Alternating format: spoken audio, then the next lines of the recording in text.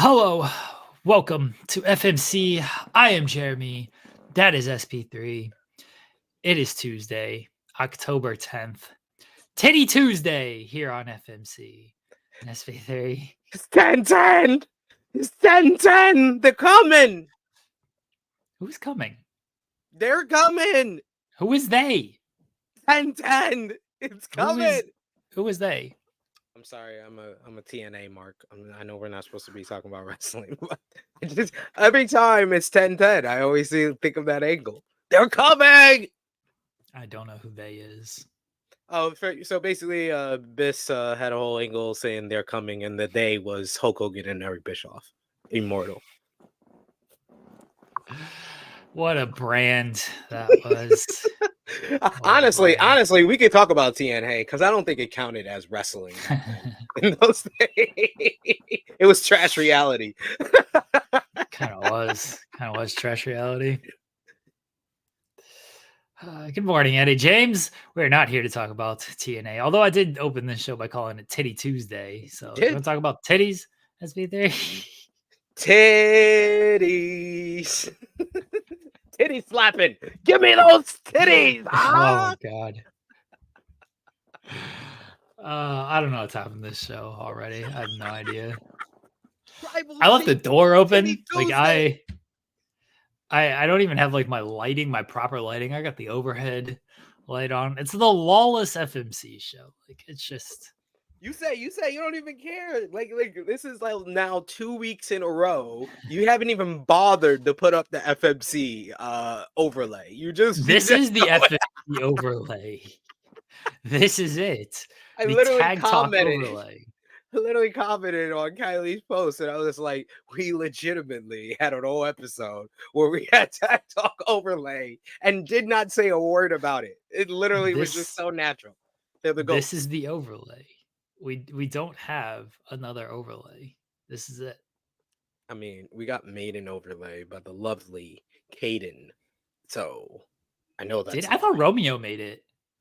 Did Romeo make it? I thought it was Caden. Yeah. Pretty sure it was Caden. Maybe it was. I'm pretty sure it was Caden. Because I can't upload. I trust. And I don't. The only things I send to you is like videos of random 2000 shows that I want a season rank. That's all I send you. I don't send you like overlays. So true. I don't trust. One, I don't trust my memory. But two, I don't know if Caden did it because then Caden would have had to do something, and that doesn't seem like Caden. So I like Caden. Oh. That's why I figured it was Romeo. I was like, Caden, maybe that was when Caden was in the phase where he would like do something for like that week. Yeah, that one week, it was strong week. Turned in that strong week, and then he's like, I'm done. It was pledge week. It was pledge week where you try really hard and then you go back to being a lazy pledge. All right, we got plenty to talk about. As always, the biggest thing we're going to talk about is preseason basketball. SP3. Let's go! I watched last night while everybody else was watching the dumb wrestling. Not me. Not me. I was watching Chet Holmgren, Victor Wembanyama, Oklahoma City Thunder, San Antonio Spurs. First preseason game for both men since Chet missed all of last season. Let me tell you, SP3, this is going to be the rivalry that defines this generation. Wemby and Chet. These two 7-foot monsters who can do everything. I'll praise Wemby first. This man is so tall. He has so much length. Jado blew by him on a just a drive to the rim. It looked like it was clean, going to be an easy layup. This man came out of nowhere with his go-go gadget arms and just blocked this thing. Go gadget block. Oh, he made a steal. This man was at the 3-point line, at the top of the key, at the top of the 3-point line. And then they were in the paint. He just reaches over and steals the ball in the paint. The length, he was contesting everything. He's going to be an issue just with his size alone. And he's got the skills to back it up. He knocked down a 3 coming off a dribble handoff. Like, man, a dude that size should not be able to take a dribble handoff like that and knock down that 3. He's going to be a definite problem. The Spurs, like their talent level ain't like great or anything. Keldon Johnson didn't play last night, so I still have to get a full read. Shea didn't play for OKC last night, so they were missing their best player. But One of our favorite commenters in the live chat, Trey Jones, had 12 points. So I'm glad. Trey Trey Jones loves our shows. He even shows up in True Hill Heat chat. So Trey Jones, I'm rooting for you this year. Trey Jones is nice. Trey Jones is nice. He plays for the Spurs. Louis, he tapped in a missed free throw. He literally just stood there and just like put his hands up and just tapped it in off of the missed free throw. I was like, what is happening? The man is just so tall. It's insane. It's insane. Now, Chet, though, the GOAT, Chet Holmgren, absolutely balling in this game. He took a dribble handoff, drove to the rim, put his head down, finished through contact. He was knocking down threes. Oh, there was this one play. There was this one play where I about covered the room and come SP3. Giddy was posting up. And J-Dub set a back screen, took out 2 men, screen him away. Giddy rips a pass cross court, wide open Chet, corner 3. Oh, and it went in. Oh, come everywhere as I was watching this game. Just amazing. Get the Giddy and Chet connection. It's going to be so good. Heathenness. talking about come at 9:42 in the morning. God damn. Some people are blessed with there's Trey Jones. See, he balled out last night and it's in the chat. Go ahead. Chet can do all of it. He was moving the ball around defensively, very active. And the thing is like, because they were playing Wemby and the Spurs, like Wemby's about one of the few players that has any type of length on Chet. Chet's going to be the tallest dude on the court most of the time. Guys, I am up at 6:30. Okay. It's been 3 hours. All right. Tapped into the horny. After 3 hours. It is not too early for me. Okay. It is not too early. It's like nearly afternoon for you. So yeah, exactly. I go further. True. The wife is watching. I don't want to embarrass her too much. But look, she's a beautiful woman, and she's very kind to me for some reason. Chet Holmgren, also very kind to the basketball fan and me. Visual blowjobs from Chet Holmgren when he's playing on the court. I can imagine the conversation if a neighbor just happens to click on a YouTube video and see you and then talking to your missus like, yeah, I didn't know he was on YouTube and I thought it was about wrestling, but he's talking about coming everywhere to basketball. Well, if they are watching Chet Holmgren play basketball, they'd have the same reaction. If not, I don't want to talk to them about basketball. These are the only people I want to talk to about basketball is the people that can ejaculate while watching. If you ain't coming while watching basketball, then your team is not doing it right. If your team my team is doing it right because it gives me the Holy Spirit. It gives me all the joy. Too. See, exactly. It's a difference, but it is type of joyfulness. Being horny and coming everywhere, that's joyfulness as well. In its own way, I guess. But I'm very happy for the Oklahoma City Thunder, the team that I predicted will make the playoffs this year, because man, Chet Holmgren is back. He's gonna grow into a really good post player down low. He's gonna give them more defense. I think Shea is gonna take another step into superstardom if he hasn't already. Josh Giddey, Jeremy will be having a semi every time he's on the TV screen, and he's gonna improve even more as a player as well. Jay will. You guys got a deep team. I really like your team, and spoiler alert for our preview. I'm gonna say it. I'm gonna have y'all as an 8 seed where you only have to win one playing game to make the playoffs. J-Dub guarded Wemby last night, which is insane because Wemby's a foot taller than him. J-Dub's got some size, but the man is just so tall. Somebody said that J-Dub guarding Wemby, the size difference is like Chris Paul guarding Jokic. Like, think about that. That is the size difference between them, and that's who they decided to have guard him, which makes sense. Like, then Chet can kind of leak out and roam and protect the paint a little bit more, play more of a roamer role than just stay on Wemby. It kind of worked. Wemby still got his numbers and everything, but what I was saying is, like, Chet's for the most part going to be the tallest, rangiest player on the floor in most of these games. Wemby's the exception because that nobody's going to out tall and range him. So for him to do that against the team with Wemby, very encouraging. Now he's going to play better. He's going to play better players. Wemby is still a rookie. The Spurs were one of the worst teams in the league last year. He's going to play guys that have size, guys like Embiid, guys like Jokic. Like, he's going to have to play against those guys. And we'll see how he does against them. He's going to get bodied. Oh, he put on some strength. How many post? There's not that many like post players like that. Jokic. There's just that's what I'm saying. But I'm talking about those guys. I'm talking about the few players that you just mentioned. Yeah, but they body everybody. Exactly. So who cares? He's gonna fall in line. He's just gonna fall in line. They body everybody. Wemby's gonna be the exception to the rule. It didn't work. Like, putting J-Dub on Wemby. Like, I don't know what you're supposed to throw at that guy, though. I really don't know what you're supposed to throw at that guy. Like, the man is just so tall. What do you think he's going to average this year? Wemby? Yeah. Ah. I'm saying easy 29 and 4. I don't know. And 4? 4 what? 4 assists? 4 blocks. Oh, 4 blocks. I was like, huh? 4? No, 4 blocks? That's insane. 4 blocks a game?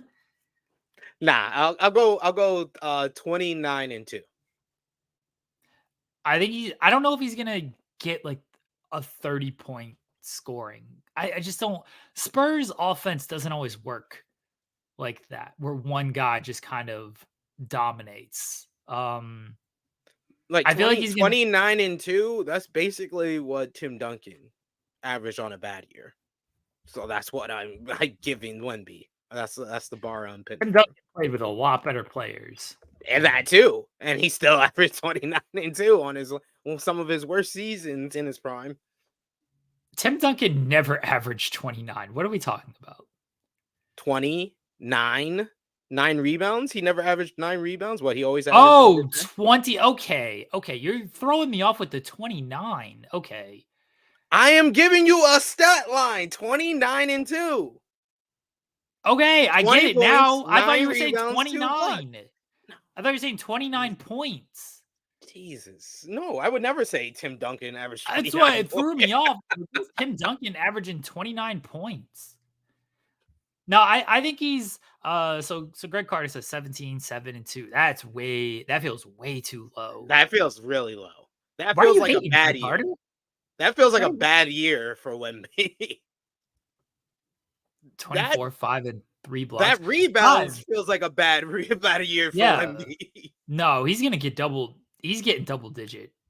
I'm putting it at 9. I think 9 is the bar that we should have for him. He should honestly. I agree with Jeremy. He should average more than that. But he's still a rookie. I'm gonna give him 9 rebounds. 9 rebounds. I'm thinking like 22, 10, and 2. You're setting the bar too high for a kid. He's still a kid. He's good though. I know he's good. But even like last night where he had a really strong game, I don't think he averaged that many rebounds. Like, yeah, he only had 5 rebounds. So that's what I'm saying. You have to I get where Louis coming from saying 5 rebounds because that's what he got last night and that's what he's been getting most of the preseason. But I'm saying, you got to set the bar properly for the kid. And I think setting it at 10 rebounds when you're in the top 25% of big men in the league, Yeah, I mean, now you're kind of pushing it. I know his potential says that, but let's set the bar properly for the kid. 9 rebounds, I feel like, is a reasonable thing for a guy that size and with his ability. Okay, I'm giving him one. You're focused on the rebounds. It's one Yep. rebound. He Yep. can easily get 10 rebounds per No, game. no. Not if he's getting 5 rebounds consistently over a couple of games here What do you mean 5 rebounds consistently? in the preseason. It was one preseason game where he didn't play the full game. Why are we judging it based off of? Why are we judging it based off that? He's not playing full games in summer league and in preseason. The man is tall. Do you know, like, length is just going to give him so many rebounds. 10 rebounds is not some absurd bar. Absurd. So absurd. Top 25% in the league. Probably less than that. The percentage of players that average a double-double. How is 10 with rebounds some absurd bar? 10 players averaged 10 rebounds last year. 10 players? 10 players. And you expect him to get into the top 10 players of the league for an 82 game stretch. Yeah, because he's friggin' tall. Okay, sir. Bol. So Bol was expected to get 10 rebounds a game too. Bol wasn't getting that much playing time. Bol, I bet over the per 48, per 36, whatever they call it. He probably was. He probably would be averaging 10. He got 5 rebounds per game in 21 minutes. So there you go. 5.8 rebounds in 21 minutes in Orlando. Wemby's going to be playing over 30 minutes a night. We shall see. 10 rebounds is not that absurd. Not with the pace the game plays. Everybody takes so many shots nowadays. There's so many possessions per game. I don't feel like 10. Maybe I'm jaded just by 2K. I created. Yes. That was gonna be my answer after you were done. I was gonna say, yeah, and you play too much 2K. I mean, I created a very tall dude. He's 7'3", just very lanky dude. I just want to I created souped up Rudy Gobert, which I realize is very stupid to everybody. Everybody that plays 2K wants to jack up threes and do cool dribble moves. Nah, bump that. Hard screens, hard rolls, rebounds. That's the dude I created. I put him on the Mavs. First game, 20 points, 40 rebounds. 40 rebounds with this man. 7 blocks, 2. What was the final score? 200 to 240. Yeah, we dominated them. I forget who we even played. Oh, we played the Spurs, and Wemby got hurt like 2 seconds into the game. He wanted no smoke. Wanted no smoke with my player. Immediately hurt. He took a dive. Yeah. Immediately hurt. Smoked him. Got him off the court. My knee. Got him off the court. Ridiculousness. You hear this, guys? You hear this guy with anytime your team has any molecule of success, you start talking crazy on here. What are you talking about? I'm talking about you with I got a message from the anonymous in the weeds general manager that you're a heathen. So that's what I was referring to. She messaged me that first. Clearly doesn't understand how DMs work. Now you're trying to set the bar too high for these young kids. Like, god damn. What are we doing? I'm sorry for having expectations for these kids. Trying to set the bar way too high. I guess we're done talking about. Doesn't feel that high. Way too high. You know what? I'm gonna go down 20 points, 8 rebounds, 2 blocks. You're making me sound crazy. 10 rebounds doesn't seem that big. Oh, if only 10 players in the league last year averaged 10 rebounds, and you're seeing who else is 7'5"? Hey, we shall see. He's probably gonna average it, and then you can go back and be like, "Hey, look at everybody! He averaged 10 rebounds. Look at this clip of my second ever clip that I clipped on the show because I was right about something again." Okay, so look. the 10 players averaged 10, right? There was 20 players who averaged 9. You know guys who averaged just 9 rebounds? Jakob Poeltl in 26 minutes, 9 rebounds. Jakob Poeltl, Kevon Looney in 23 minutes, they 9 rebounds. They hit the boards. Wemby's not going to hit the boards just with length. He's just going to reach up and grab it over everybody. He'll probably, all this talking, he'll probably average like 15 boards. The Spurs, who was the leading? Yeah, Spurs who was the leader? rebounder? Who's the leading Spurs rebounder? Let's hear this. You can't even find it because they had nobody to rebound the damn ball. Zach Collins, 6 rebounds in 22. Nobody rebounds on the Spurs. Yeah. All right, you might be on to something. They got nobody who can rebound. Wemby's going to rebound all of these shots. You might be on to something. 15 rebounds. Now we have something. Now we have something to watch Wemby all season for. It's gonna be. We're gonna have a whole segment. Hold on. A whole segment on FMC every week is the Wemby rebound watch. The WRW. It's time for the WRW, Jeremy.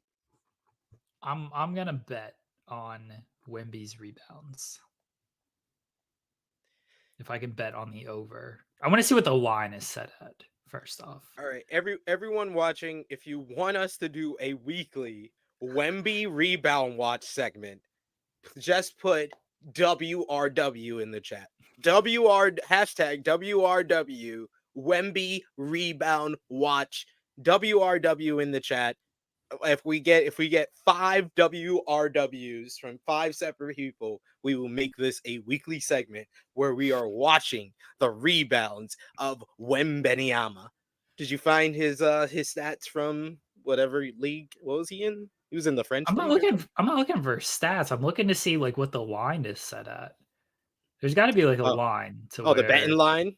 Yeah. There's got to be like a line of what it's set at. If I can bet on his over under rebounds. Trey Jones, his teammate, he wants to see it. A Wemby rebound watch. We're gonna do it. We'll give updates on the rebounds. It's not like that takes a long segment or anything. No, we need to make it an isolated segment. Isolated segment.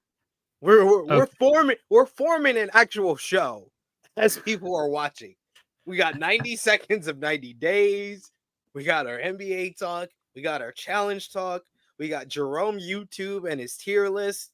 See, we got bits and segments. We're an organized show, folks. Okay, average 10 plus rebounds per game. Wemby is plus 140. So that's about the line at plus 140. So they're saying, yeah, he's going to average about 9. I'll bet on Wemby 10 plus rebounds a game. Okay. Plus 140. I'll throw a bet on that. WRW Wemby rebound watch. My whole big betting of 10 cent. Your 10 cent bet that you're only getting what? 5 cents. I get 14 cent back. I get 14 cent back if it happens. I don't bet big. I have no. You guys want to super chat and put some money on this? Fine, I'll bet all of that. But I ain't betting big on nothing. Yeah, send super chats, folks. I got too many bills to pay. I got 12 kids running around. I can't afford to do all these bets. I got babies to put diapers on. Nah, they'll probably be going into underwear in like a month. So, all right. You're making me feel insane. I don't feel like 10 rebounds isn't that. We'll see. We shall see. I could be completely wrong. But we got better. We got bigger things to talk about, Jeremy. Yeah, Chet Holmgren. Like my Los Angeles Lakers. Welcome, everyone. Don't do it. Hold on. Don't do a fake bit here where you're going to praise the Lakers when you didn't even know they played last night and you didn't watch any of the game. We're not doing that to our audience, SP3.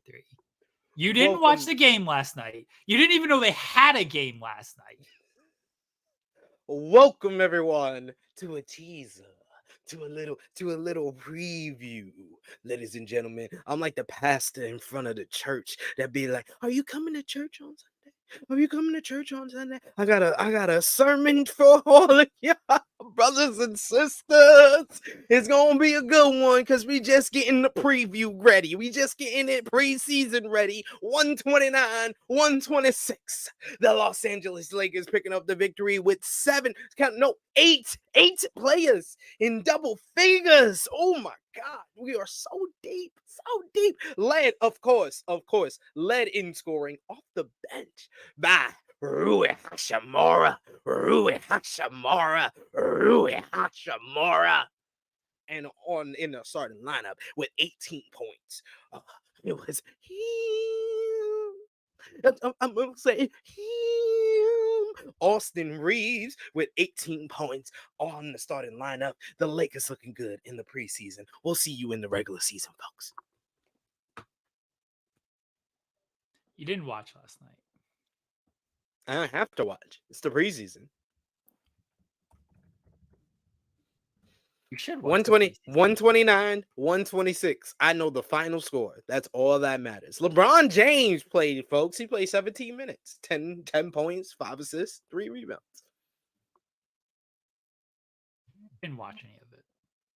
No. And I could have watched it because it was against the Brooklyn Nets. I could have watched it too. There was a lot on yesterday. There was like baseball playoffs. I was flipping around to Monday Night Football. I flipped on Raw for a little bit.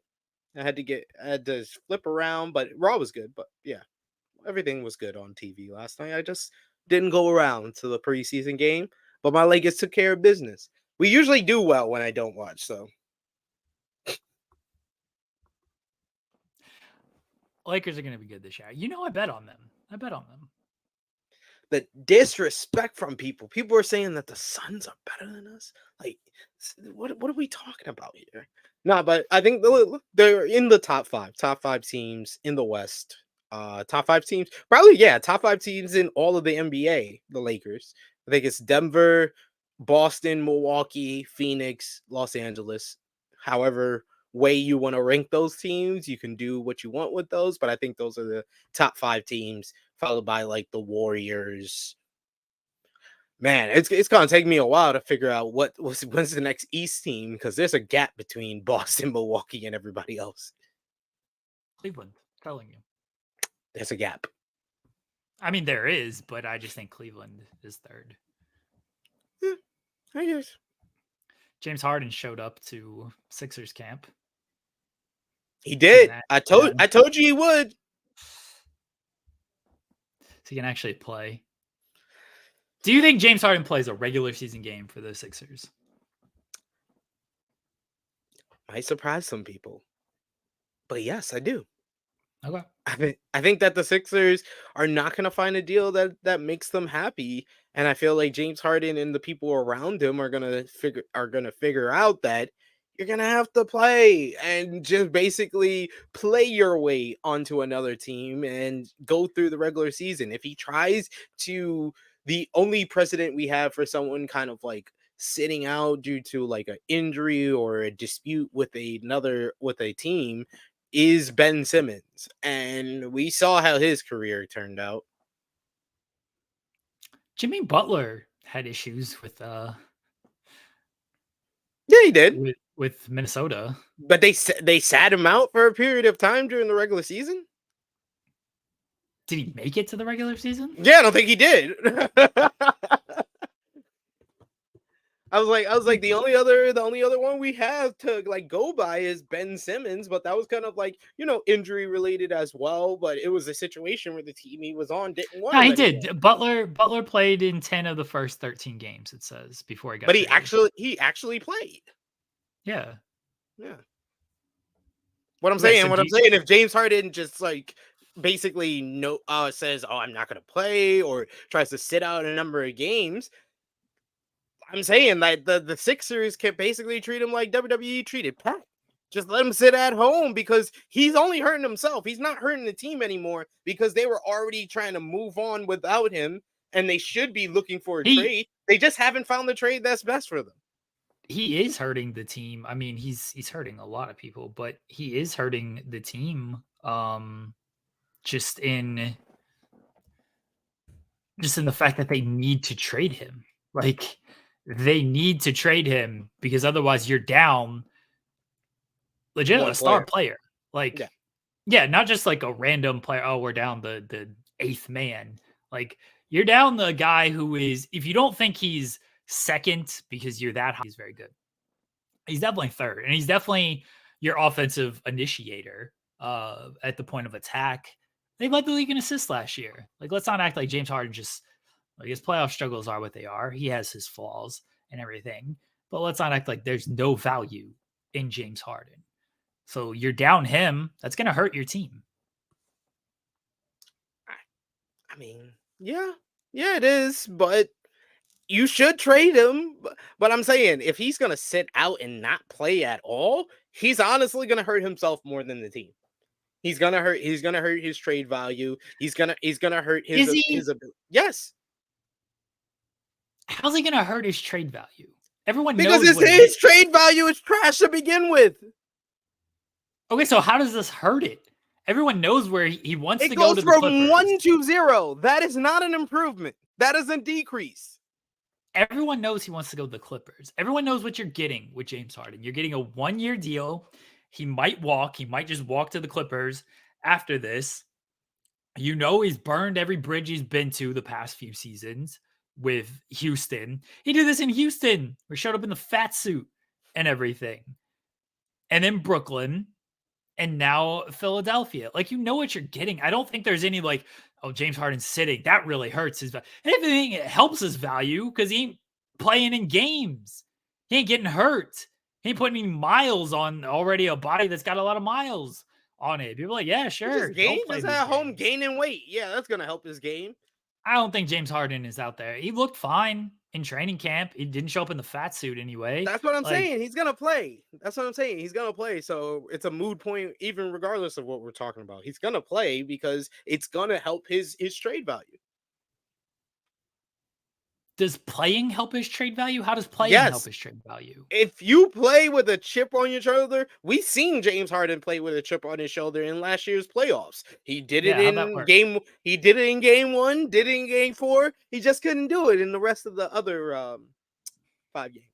There's no mystery with James Harden. Like, there's no, oh, he's playing with a chip on his shoulder. He showed up to camp and he's going to go out there and play. Look how professional James Harden is. Teams are going to be lining up to go get him now. If it lines up all offseason for this guy, now all of a sudden they're going to just, oh, because he's going to play, now let's make our best offer for James Harden. It's going to have nothing to do. It's such a good conspiracy, the fat suit. It has nothing to do with him playing or not playing. It has everything to do with another team that's not the Clippers, because that's where he wants to go right now. And it seems like that's the only team making any type of offer. And everything to do with another team stepping up. Trash. It is. I don't disagree. But it has everything to do with another team stepping up and making an offer. And that might come down to an injury or a team feeling like, oh, we're not as good as we thought we were. Maybe James Harden can help us out. But whether he plays or doesn't play, it has nothing to do with that. His value is going to remain the same regardless. I don't agree.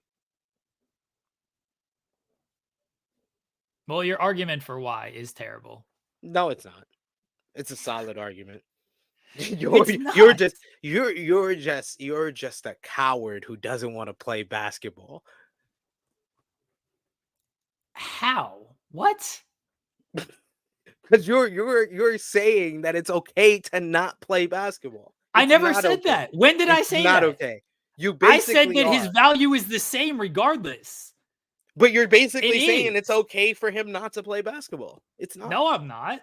Yes, you I are. said that if he doesn't play, his value isn't hurt. You are pro days off for basketball players, and you didn't ask me how I felt about whether he plays or doesn't play. All I'm telling you is that his value is not hurt if he doesn't play. Yes, it is. He can improve his value by actually playing basketball. What if he plays bad? What if he sucks? Yeah, he can also so how's that improve his value? That 1% from 0%. He has a chance. He has a chance to improve from 1% to 2% if he plays. It will stay at 1% if he doesn't play. And he also has a chance to go from 1% to 0% if he doesn't play or even play. Okay, well, now you said he stays at 1. He stays at 1% if he doesn't play. Before you said it goes from 1 to 0 if he doesn't play. So get your numbers correct here. You're Scott I Steiner is literally, I appalled by your literally, math. I literally said the same thing in the same sentence. No, you didn't. You didn't. I Earlier, literally said, he either stays at 1 or it goes from 1 to 0 if he doesn't play. you said it stays at 1 if he doesn't play, and then it goes to And 1. then It could go. I said it could go from 1 to 0 if he doesn't play or if he does play. That's Scott literally the last Steiner's thing I said. appalled by your math. Scott Steiner's appalled by your math. Just know that. That wasn't math, sir. That wasn't math, sir. It was scenarios and where his percentage of trade value is at. It's at a 1. I mean, that's not good either. Is this out of No. 100? Yeah, this is out of 100. So it can One only out go of up to 2? He could play and it can only go up to 2? No, it could go Or it up could go to, down? it could go up to 100. He has a How chance good? to make it to go up to it. How good does he have to play for it to go up to 100? He has to play like James Harden in 2017. You realize it's 2023, and that's probably not going to happen. I do know that we are 6 years and about 60 pounds away from where he was in 2017. He's not that. He's still in good shape. Come on. Let's be nice to James Harden. He was skinny back then, though. He was skinny back then, though. I don't care about James Harden. I hope he sits. I hope he continues to screw up Philadelphia. I hope he goes to the worst team in the league, which I don't even know who that would be. Who's the worst team in the league? Everybody. I guess it's still technically the Spurs, because the talent still isn't like great, but like now they do have a guy who is potentially generational. Is there anybody worse than the Spurs? I mean, there's a few teams that I think of, like the Wizards. The Hornets. The Hornets. Oh yeah, well, the Hornets still got LaMelo Ball. LaMelo is Jordan Poole with a hype machine. Like, I don't see it. Maybe Houston. Houston, I like a lot of their young players. Washington, that's a good shout. Washington's not good. They got Jordan Poole. They don't even got Jordan Poole with the hype machine. They just got Jordan Poole is their best player. Like Jordan Poole's about to get 30 this season, though. Jordan Poole's going off this year. Jordan Poole 30 and 30-point losses. It's gonna be great. My sleeper pick for scoring leader. That's my Jordan sleeper Poole's pick just gonna be out there shooting, baby. I'm hyped for him. It's like I'm chucking. Yeah, Washington's not a good team. It's a bad team right there. I think that's about the Charlotte and Washington going to be fighting for the bottom spot. I don't believe in Charlotte at all. That's just. You don't think LaMelo's going to play this year? Or a lot? He'll play a lot. No, like I don't know if it's over 65. Why does it matter if he plays a lot or not? The team sucks. Well, he's their best player. He's their future. If he plays well, you would think that they wouldn't be as awful as they were last year. One, the team around him isn't super great. It's not. I forget his last name, but Brandon, whatever. Brandon Miller. I'm not. Yeah, Brandon Miller. I like Scoot Henderson better. Yeah, Portland's not going to be good, but they will like they're at least fun. Though I feel like that's going to be at least a fun. Scoot and stuff will make it fun over there. I don't think LaMelo Ball's that great. I think he's a good stats on a bad team guy. You think he's going to be that for like his career though? Because I mean, you kind of have to like, especially if this is the end, we kind of have to say that Lonzo was a bust. LiAngelo was a bust. So LiAngelo was never hyped. Like he never really made the league. I'm not calling a guy who never got into the league a bust. Lonzo, yeah, the injuries. It's a shame because Lonzo like really found a role in New Orleans and then Chicago. Like he was playing really well in Chicago just as a defensive point of attack, knocking down threes. Like he was doing well on that team. Then the injuries kind of took him out. I don't think LaMelo is like bad or anything. I mean, he only played 36 games last year, but he's not a great finisher around the rim. His 3-point shot is good, but sometimes he's gonna shoot them. Like he took 10 threes a game last year. And he shot 37%. You can't really argue too much with that. He's a good player. One, the talent around him isn't great. And I just need to see a little bit more that he leads to winning basketball. And maybe it will happen this year. The injuries kind of got him last year. His finishing around the rim is a little tough for me. That could definitely improve. I am willing to give him a chance. I need to see him play an actual full season. Like I feel like I haven't seen him quite yet, like play a full season. So I need he played 75 games the other year. Yeah, but I'm saying wasn't that his rookie year? No. Second that was his second year? Okay. Yeah. Well, his rookie, how many games did he play his rookie year? 51. Yeah, that's what I'm saying. Like, I think that second year was like his first year where he. That was a short season, though, wasn't it? That was a short season. So 51 is actually. Oh, right. Because that was 2021. Yeah. All right. So yeah.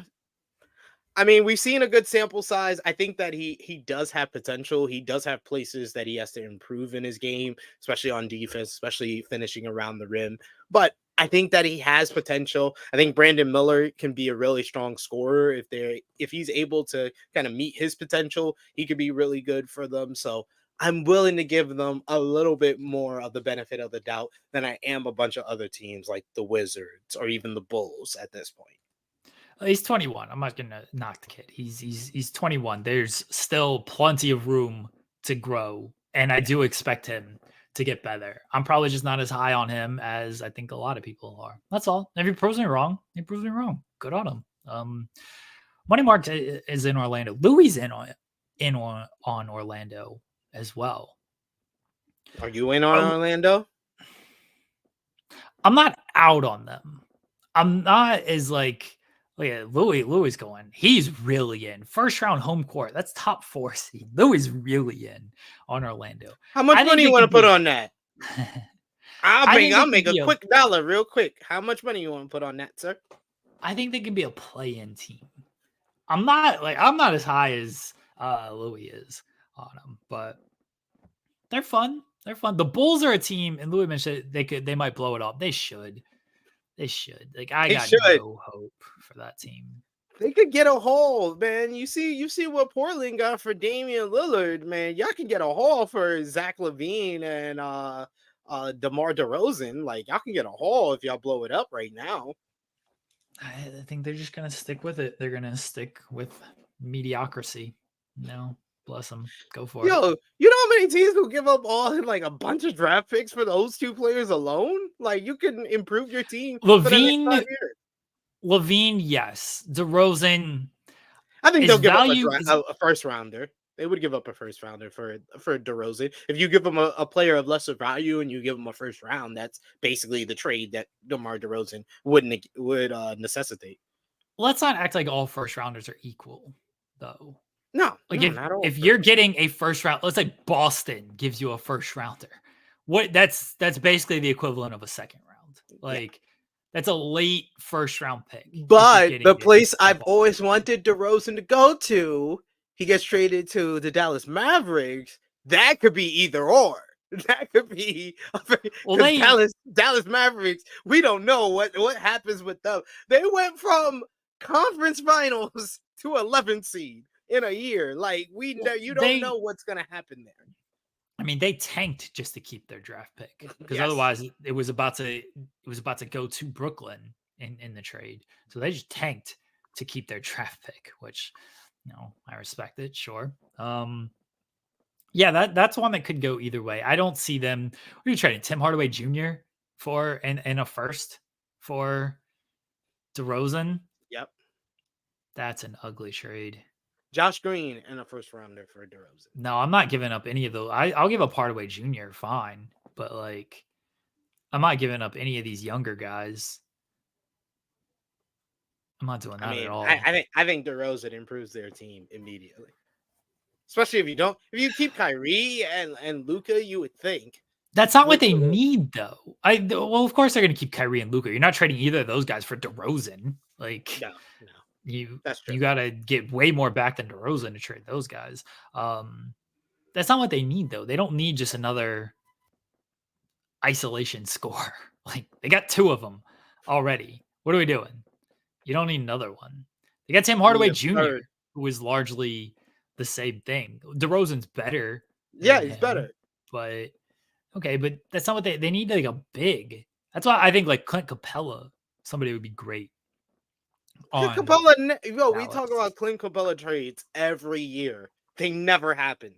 Is because you know why? And now I realize because of our conversation earlier, Jeremy, you play too much 2K. Because I I play don't too think it's much gonna 2K. happen. That's what people always say Clint Capella for trades to all these teams. And you know why? It's because people play too much 2K. Because Clint Capella's in every trade in 2K. If you want to Isn't a improve lot. your big man, you always Isn't a get lot. Clint Capella in the trade machine. Yeah, Clint Capella he's a very tradable person. I don't think the Atlanta has any desire. I think they did try to trade him. They tried to trade John Collins for about 20 years before they finally dealt him to Utah.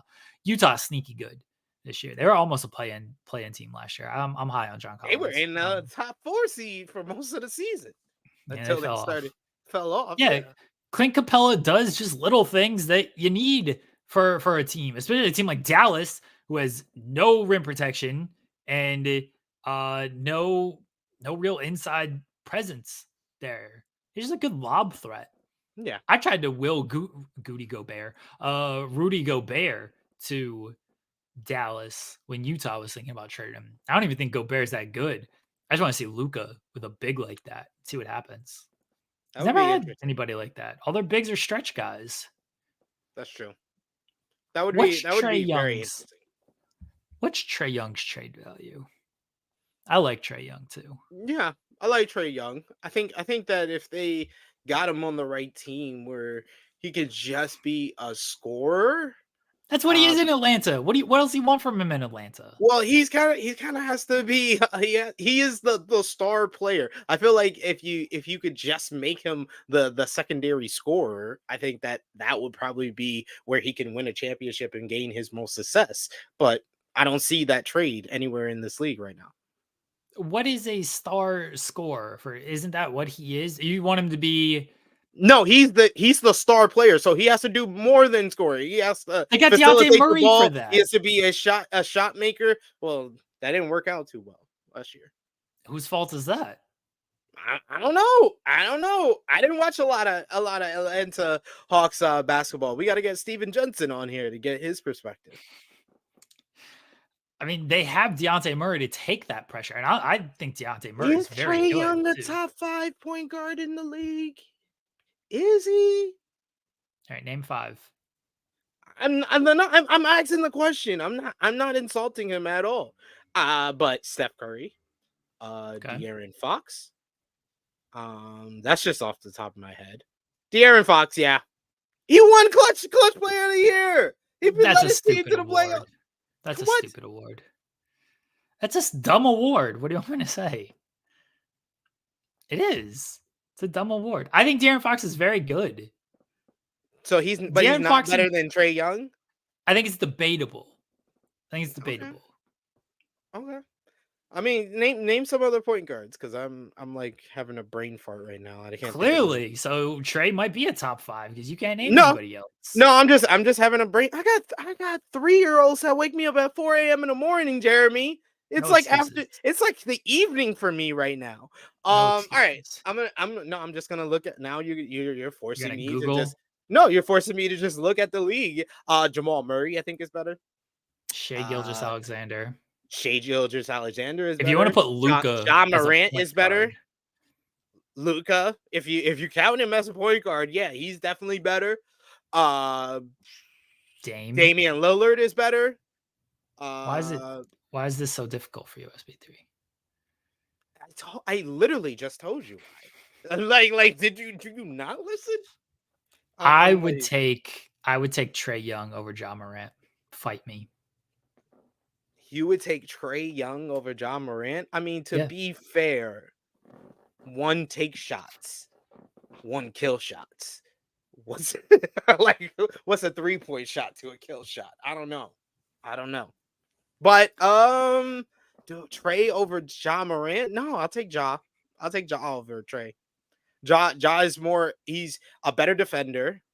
He's No, a he's not. he's a No, he's better not. defender than Trae. Yes. I mean, well, You okay, you yes, don't have to because be Trae much. Young, You don't yeah. have to be Ja's much. not a good defender, though. No, he's not. Ja's not a good defender. I am not saying that Ja is a good defender. I am saying Ja Morant is better defender than Trae Young. 'Cause that is Everybody's a a fact. better. Yes. Everybody's a better Yes. than I'll take him. I'll take Trae him Young. over him. I'll take his defense over him. His finishing at the basket, I think, is better as well. He's I feel like he's a better leader on the court, not off the court, but a better leader on the court, I feel. I mean, your off-court actions kind of dictate your I mean, on-court yes. as well. Yes. That's why I had that face when I said my statement. That's why I had to specify on the court. When it's strictly on the court, I feel like he's a better leader on the court than Trae Young. Trae Young is a better example of an NBA player. I'm not even like super high on Trae Young's leadership because I think a good chunk of the issues in Atlanta do stem from him. He's the star player. He's the top guy. Like if Halliburton, I agree. Things are going. Oh, Tyrese Halliburton's nice. Tyrese Halliburton is better. Yeah.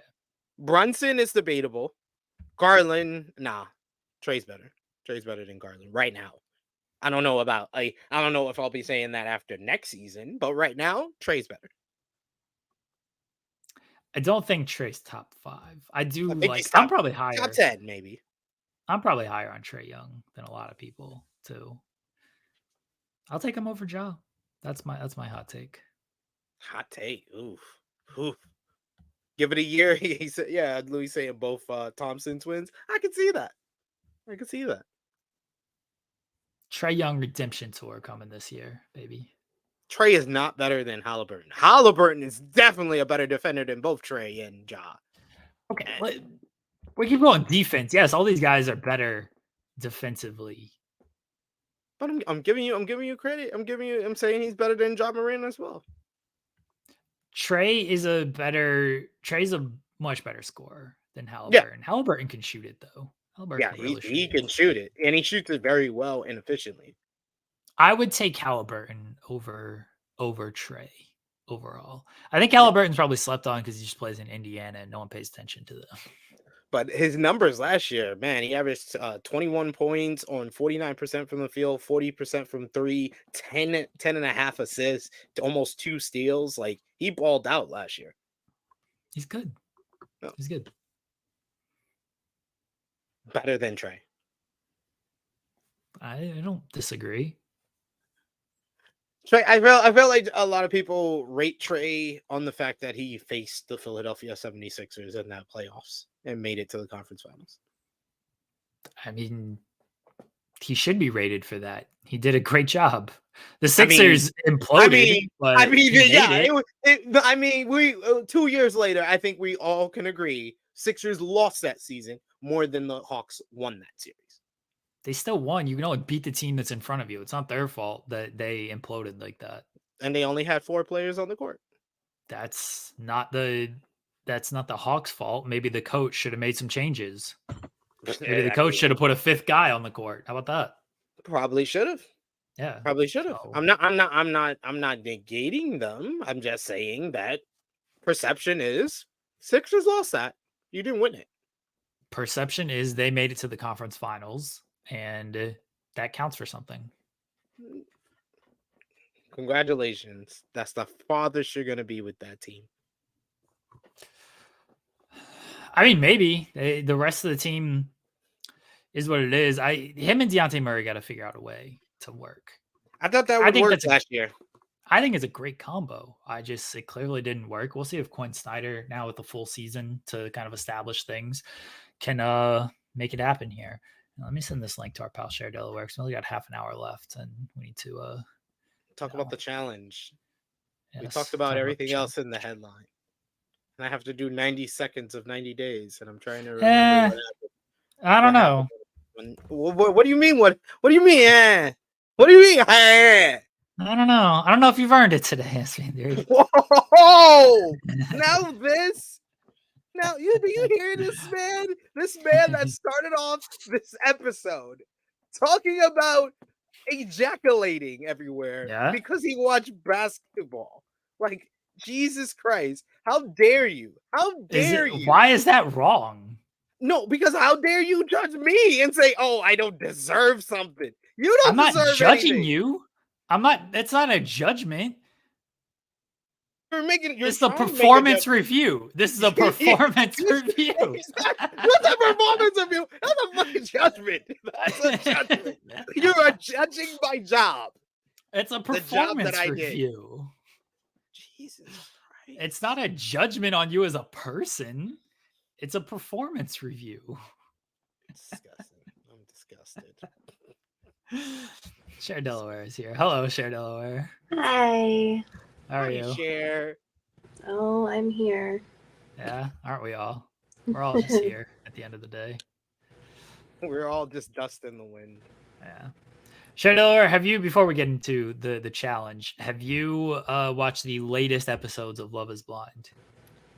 I have watched the first one. I have not watched Okay. the second one yet. So All right, that's where we're at as well. So we're actually on the same page. In the first one, Milton. I like Milton. Milton just goes with the flow. He's just like, yeah, dude, whatever. Like, he's the most mature person out of this group. and he's like 24. Yes. Izzy and Stacy. I actually watched the first episode of this. Good. There we go, SP3. So I know who you guys are talking about, because every time I saw a name that I heard last week, I was like, "Oh, I know of you. You're gonna make it far." So when I saw Milton, I was like, "Oh, this is who they were talking about." Yes. Izzy and Stacy were they were complete assholes to Johnny, but I found it hilarious that they go back to the apartment and Izzy is like, he's ready to like high five, bro. Like we just downed her, we dissed her, we cut her down, and Stacy's like, yeah, you still kind of suck in certain aspects, and like don't compare me to all of this stuff. And Izzy, bless him, I didn't feel bad for him because I know what it's like to have the significant other who is like, yeah, you're not good enough, or makes you feel like you are not good enough. So I felt bad for him for that, but also he's an asshole for what he did. He deserved it. Yeah, kind of did. But she was an asshole too. So like, yes. She ain't the person who should be making him feel like this. No. You did see my post last week asking people if they had lost and found drawers. Yes. That people were very confused by that concept. So clearly it's just an Izzy thing. But I will say, I did a little research. There were 2 other couples on this trip with them that completely got edited out. So one couple got completely edited out of the entire show, and they are not even on the cast, anything. Imagine trying to do that editing. Like, so they were together. She alleges that they got engaged. She alleges that he sexually assaulted her. In, where is it that they go? Jamaica, Aruba? I think it's like Mexico. Somewhere. Yeah. The beach. Yeah. She alleges that he sexually assaulted her. She went to the producers, and the producers basically were like, well, you're just not attracted to him. That's all that it is. And like tried to tell her that she did not know what happened. And so she is suing the company that makes Love is Blind now, the production company. So I have a feeling there's going to be a lot of changes before the next season, because that can't happen. No, not good. Wow. So the other couple, I'm not sure why they got cut. So I brought this person up last week. It's Carter the fisherman. I remember him, and just he was there. He was at the party as well. I think there were people at the party I should recognize. But I still remember he was brought up at some point of this like Is yeah, Jeremy cutting out for you too? Yeah, he's stuck in the computer I world. wasn't He's sure. stuck in the Alright, go ahead. computer world. Go ahead. I didn't know if it was just me or if it was. You didn't see wasn't me sure. reacting? Like, I was like, okay, he'll be back. So I'll wait till he comes back. But there was actually 2 other couples. One of them they didn't film in the beach. I don't freaking know where they go, Mexico, wherever. I don't know why I keep wanting to say Aruba, but one of them they did. You're There a we little bit go. better. Yeah. Well, we'll see. You have I was a telling face you now. you can continue because like I can hear you just fine. Okay. It's clearly just Okay. on my end. So Carter was the fisherman who wanted everyone to know he was a fisherman. He got engaged to Renee, the veterinarian. They went to Mexico. She said no at the altar. They filmed the whole thing and then did not put it in the show. I'm not sure why. Yeah. That seems like that's a good, we like the nose at the altar. It's Yeah. hilarious. And they showed so much of them in the pods too. So it's weird to me that they cut them out of that part. But then there was also, so that was Renee and Carter.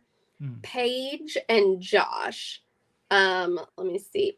She posted something on their Instagram, but I didn't really remember them. They got engaged. They did not get filmed. They didn't get sent with the other couples, and they ended up breaking up after. But I feel like at this point, maybe you should just send them all to Mexico and like just to be safe, to get the best stories out of it, because now with them randomly cutting that one couple out of it and then having to cut the other couple out of it because she's suing them, we got 3. We got 3, and I was telling the wife last night is like we're really only down to 2 couples that are going to the altar, and I was telling her of like JP and Taylor ain't mentioned at all.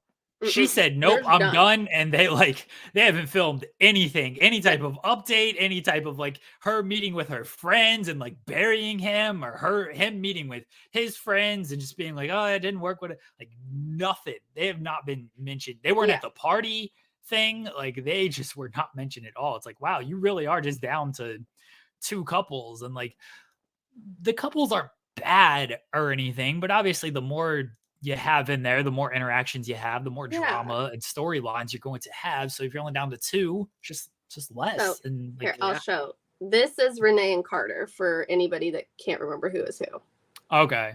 Yes, I remember him. I remember him quite as much. I'm really not sure why they didn't include them, because they showed them a lot when they were in the pods. So that's odd that they cut them, and that they went all the way to the altar and then they cut that out. Like that's very strange to me. Our dear friend Jiminica started watching it last night because of my tweets. And the very first thing that she said, like first episode, I'll read the text. She said, Lydia is wild. And Get ready. Get ready. I said, Lydia is nuts. Yeah. And she said she should really work on her attachment style. She should get some professional support around that. Nice. All right. We gotta get through the challenge because I have 20 minutes left here. SP3 speed run. We're 2 episodes behind. We're 2 episodes behind? Yeah, because we didn't do it last week. Oh snap. Okay, yeah. So last week was Chris beating Tyler in the elimination, and the elimination was kind of like this barrel run where you had 2 barrels and you had to move around this circle, and one person was basically the runner and one person was the chaser, and the chaser basically had to get close to the runner and step on one of their barrels for the time to stop. So Tyler, he did it pretty fast, the first go around, catching Chris and getting onto his barrel. And then Chris Yo, he went into Dominated. beast mode. It's like he got a shot of adrenaline because he was making these like like he was like every time he would move a barrel, it was like he was barking. Like it was like intimidating to the point that I think that it slowed Tyler down and broke his momentum, and he was just like caught up and got caught like 30 seconds earlier than how he caught Chris. So Chris eliminated Tyler. I think that's his fourth elimination. This man has been kind of like the star of the show and been taking out everybody to the point that they had Bananas be like, kind of got to be intimidated by this guy. He keeps sending him down there. He keeps sending people home. So it's looking like this far into the game that Chris is honestly a favorite to win it now. The daily challenge was oil wrestling, and right, yes, they poured the oil on them, and they all jumped Chris. Yeah, they all jumped, and all the girls jumped Tori to get her out. It came down for the guys. It came down to Fessy and Corey, and Corey ended up beating. No, which I will say, Fessy set up for himself to win. Yes, Fessy had not gone. Corey had gone. Fessy thought it was going to be easy work. He was going to get in there because this is Fessy's game. He said, "This is what I do," and then goes in there and loses.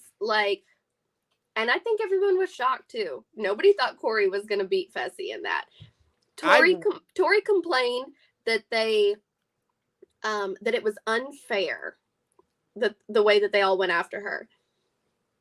You can't sit and say you're the strongest person and then be mad when they strategize and get you out of there. Like, what are you even talking about? That's just the game. And Michaela won for the girls. Yeah.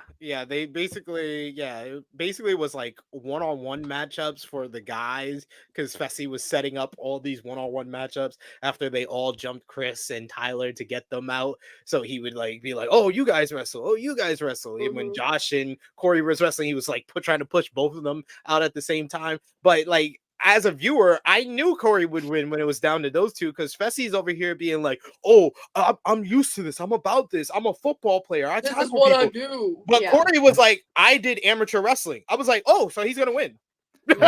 like he's gonna win. He knows how to position his body, even though Fessy's bigger than him. He knows how to position his body, and that's what he did at the end. Yes, as soon as Corey got in there and he was in full wrestling stance, my kids are in wrestling. I watch this 2 times a week now. As soon as they get out on the mat, they're in wrestling. As soon as I was like, "Oh," he was taking no prisoners in there. No. I just thought that it was very funny. And I will say, you said that about Chris and his eliminations. Going into this season, I didn't know who Chris was. And at the beginning, I was like, this guy's kind of annoying. I didn't really see him being someone that I would be like, "Oh yeah, he's probably going to get far or do well or anything." He has impressed me far beyond what I expected. And at this point, I would probably stop putting him in eliminations. Unless it's someone that you really want to get knocked out, he's going to win. So, maybe stop. That's why I was laughing at the next episode when Josh was like, "Send me down there and I'll take him out." Like, Josh, what? The king of Delulu is You Josh. are 1-5. You're 1-5. What are we talking about here? But dude's almost 5-0 on this season. Are you kidding me? It's like, yo, delusional to the max. But yeah, that whole voting really for that elimination with Chris and Tyler kind of dictated the storyline of the following episode because the voting was, I believe, I think Chris got a bunch of balls. Was it Chris or was Tyler sent down? I think it was Tyler was sent down. And then Chris was the one that they pulled the ball for because but Tori got some votes, and we all knew that Chris was gonna vote for Tori, and we all knew that Cassidy was gonna vote for Tori, but she got no. The Survivor girls actually voted for Tori, but it was all 3 of the strong Survivor girls. They had talked to Michelle about doing it. Michelle said she was down for the plan, and then last minute Michelle voted for Chris. So then they basically the next episode tried to like talk to her and was like questioning her, why would she do that? And she explained that she threw the ball on them. Then Tori came in the room, and this was the first time I was like, nah, yo, y'all Survivor girls, y'all some pussies. Because they like totally switched to 180 from the previous episode. He was like, I'm so sorry. It's not about my character. I was like, oh God, Desi, you're my pick to win this season, and you're disappointing me like this. What are we doing? You don't need to do all that. You voted for it. It's over. You don't need to cry about it. But yeah, that whole thing, that was ridiculous. And Michelle basically, she was playing the game the right way, but she was playing in a way where she had to make a choice last week. And the right choice was to stick with the strong Survivor girls, because you should know all finals are going to have 4 girls in it. If you are the 4th girl, take that spot. Take that spot and run for it, and keep throwing balls on Tori until one of y'all can take her out. But 9 times out of 10, the other girls are going to pick one of the other girls because they know you're not going to take out Tori. So, like, you were in a good stance. Just vote with them. Vote for Tori. But Michelle totally blew up her game by not voting for Tori and not picking with the Survivor girls. So the next elimination comes, and it's an individual one.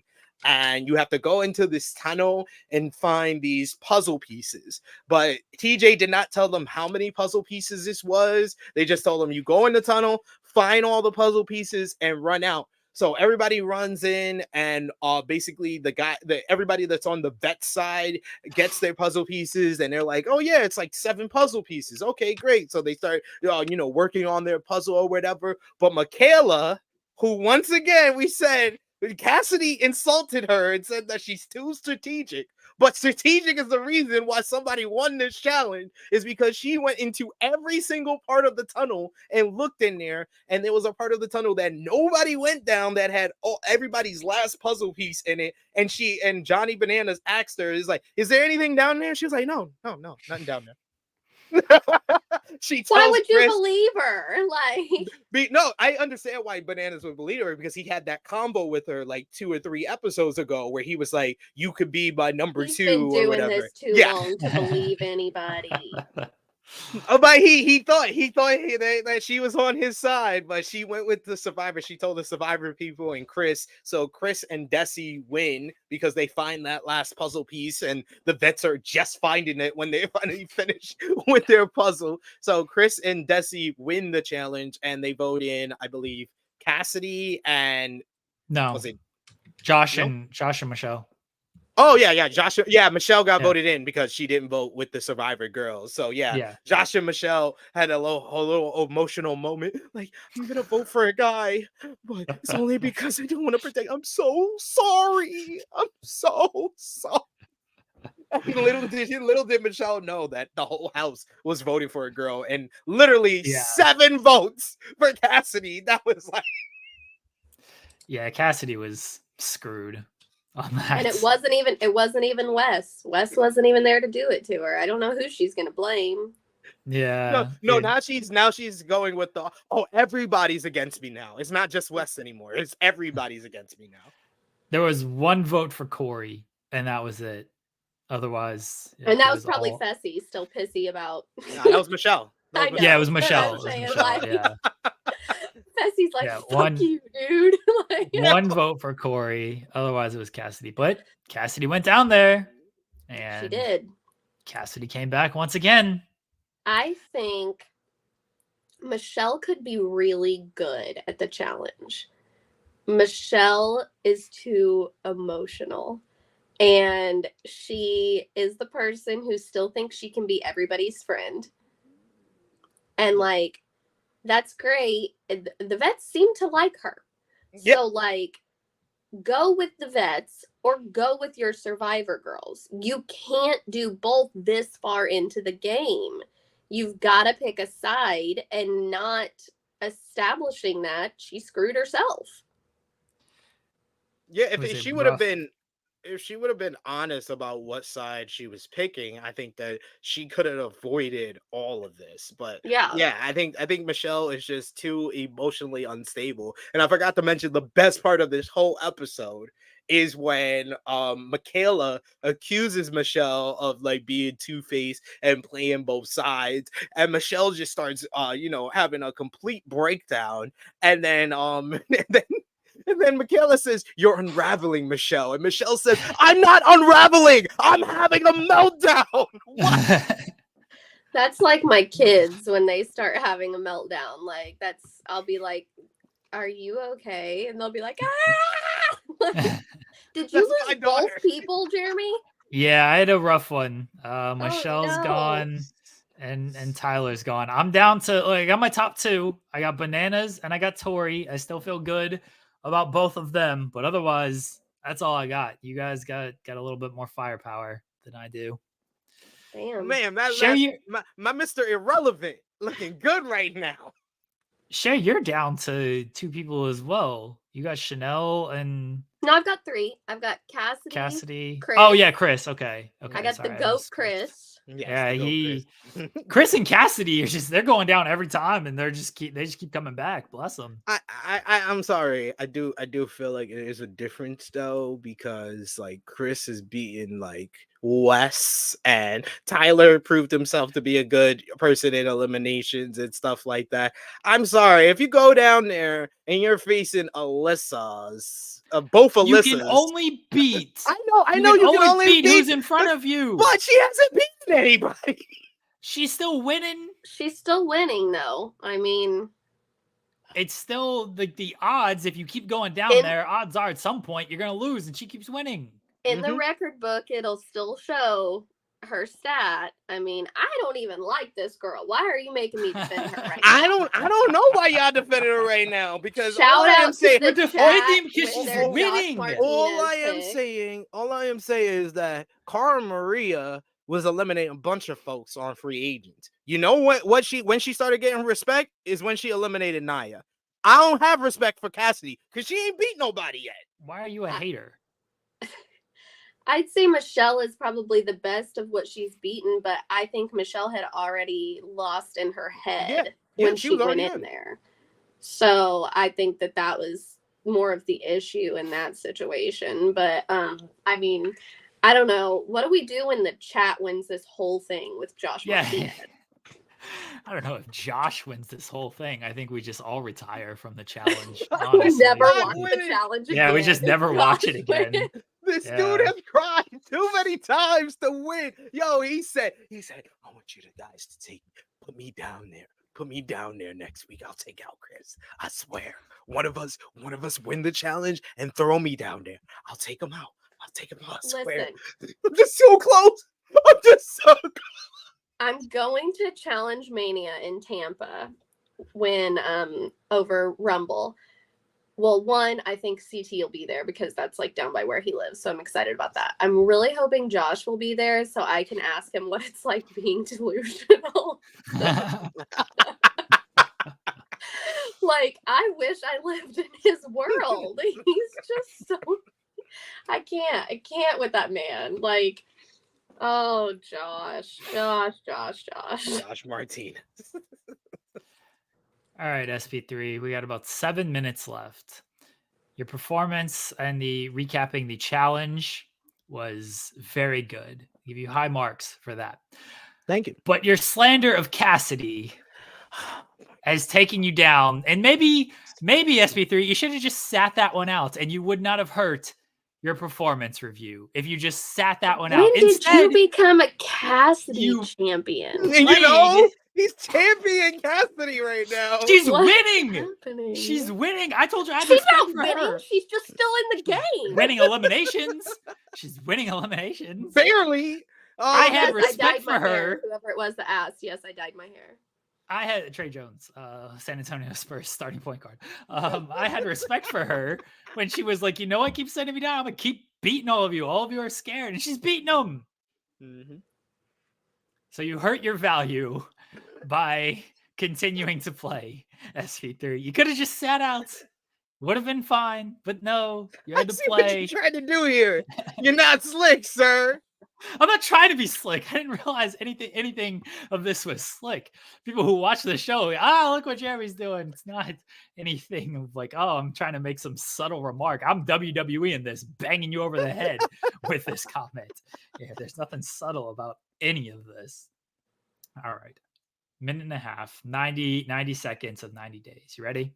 Yes. Oh God. Go. All right, the last episode was One Last Secret. Why? Because we had family therapy with Kalani and Asuela, where we found out all of their secrets, including that Asuela has been cheating on Kalani every single moment of their relationship, including the reason why she wanted to take him from Samoa to the United States is because of the culture in Samoa is for the men that are married to cheat on their wives. Basically, Asuela's friends would hit on Kalani and her sister when they were in Samoa, so that was her decision to bring him over. But instead, he started going on OnlyFans accounts and started purchasing like OnlyFans pictures, and he was cheating in that form before going to Samoa and cheating on her for real and getting a yeast infection. Asuelo was crying and emotional, saying that she deserves better. She deserves better than me, and Kalani was actually comforting him. Why are you comforting him? Don't do that. Molly and Kelly have reached an impasse and they have decided to go their separate ways. Kelly's had enough of Molly's BS and he's leaving. She's like, I loved him, but I don't love him anymore. And they both, I think Kelly left, but Molly stayed. Jovi and Jara were getting about their intimacy. Jara wants a massage while Jovi wants to get a blowjob before having sex. Angela surprises Mike. 90 seconds. 90 seconds. Oh no, he said the tribal yeast. Tribal yeast. Tribal cheeks. Tribal yeast. Oh my gosh. That's too much. So good. I can't. So No, good. no. So good. So good. That's a good impression of Asuelo, by the way. SP3. I'm very impressed by it. That's really spot on. Yo, my missus, deadass, she says she just be like, she names someone from 90 Days and she wants me to do the impression because she just wants to laugh. Like I do Asuela, I do Angela, I do who's the other one? Oh, Jasmine with the older guy. I do that one too. Listen, I really thought that this week was gonna be easy. Like they weren't naked in the hot tub. It was going well. It was going well. Never easy. No, 90 Day Fiance. The fact that they've put them all in this little island. This is the greatest season ever. It's the greatest season. It's already these are already the craziest friggin' people in the world, but usually they're just in different parts of the country and you only get it on the tell-all. The tell-all is usually the best episode of the season because they bring them all together. But like this season is unreal because they're together the whole season, and it's just like that's why I was like, yeah, I gotta talk about it every week. We gotta do 90 seconds of 90 days. You know who they need on this SP3? Muhammad and what's her name? I forget her name, but what's his wife's name? I got the one that he said you smell. Yes. It's because she smells. I don't want to sleep with her because she doesn't smell good. Yo, that's Danielle. Yes. Mohammed and Danielle. Yeah. You're a user, Mohammed. You're a user. You use people. These are the craziest people. I'm gonna get you deported. I'm gonna get your ass deported. I love that I make fun of you guys for watching this when I watch the freaking show about seeking a sister wife. And that's even worse. The rest of the TLC shows are even worse than 90 Days. TLC is nuts. Seeking sister wife is so funny though because there's like one couple that they do it because of their religion. They're super religious and like they're the best couple on there. They're so sweet and everything. But nobody cares about them because they want the lady who was trying to get with the guy so she could get a green card. Like those are the ones that we care about. Exactly. Oh, it's so bad. TLC is absolute trash in the best way. Trash. All right, I got to run here. Cher Delaware, let everyone know where they can find you at if you would like to plug anything. Actually, you know what? Don't follow me on Twitter because Twitter That's is my bit. a freaking disaster right now. I woke up to a damn mess. Got the best night of sleep in my life and woke up and everybody was mad. So follow me on Threads at Cher.Delaware because I am posting on there because you know what? People aren't on there mad at wrestling company owners. So follow me there. You can't get birthday Tony Khan on Threads though. Like, you know, bless you him. can't okay. get that. You can't I'm get the okay. madman. All good. right, SP3. Let everybody know where they can find you at. You can find me. And stay away. Yeah, that's what it made me want to say. You can find me on the Twitter machine at True Heel SP3. Yeah, and True Hill Heat YouTube channel. I think I have an interview dropping later today. Yes, interview dropping later today with Lash LaRue. So check that out. That is Nice. dropping on the channel today. So check it out. Nice. All right. Thank you guys. As always, don't follow me on Twitter. Don't follow me anywhere. I don't want any of that nonsense.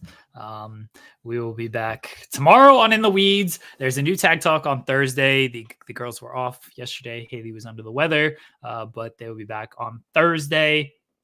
We have tomorrow In the Weeds. What else? I don't know. This show will be back next week. Season preview, NBA season preview coming up. Probably not next week, but the following week. We'll talk our fantasy basketball league next week. We'll give details on that for next week. Otherwise, I don't know. Everyone enjoy your night. Like, don't watch wrestling. Hockey season starts tonight. Yeah. Watch that. What hockey? Much better. Much better. That's what I'm watching. Twitter's gonna be a shit show tonight. Preseason NBA. Preseason NBA, yeah. I'm just gonna SP3 tweet will about pretend to hockey watch. tonight and act like everybody else is tweeting about hockey too. Me and you. I'm gonna tweet about Jersey Shore today. That's what I'm gonna do. I will 100% just be tweeting about hockey because I typically just work during wrestling, so I don't tweet a lot about wrestling outside of my usual just bits. I just don't watch wrestling, so that's the way to do it, honestly. Yeah, I'm gonna find a way to watch this season's Jersey Shore because I just found out Ronnie and Sammy had a reunion, so I need to watch this season of Jersey Shore. Oh boy! All right. Thank you guys as always. We'll be back next Tuesday. FMC. Bye, everybody.